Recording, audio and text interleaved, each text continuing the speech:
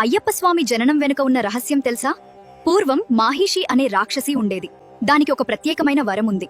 తన మరణం కేవలం మహాశివుడు మరియు శ్రీ మహావిష్ణువు కుమారుడి చేతుల ద్వారానే సంభవించాలి అని. పాపం దానికేం తెలుసు? విష్ణుమూర్తి మాయల గురించి ఇంకా తనకు మరణం అసాధ్యం అనుకుంది. అప్పుడు వారు మహాశివుడు మరియు శ్రీ మహావిష్ణువు వద్దకు వెళ్లి ప్రార్థించారు. లోకాలను రక్షించడానికి ఒక దివ్య యోచన ప్రారంభమైంది. విష్ణుమూర్తి మోహిని రూపం ధరించారు.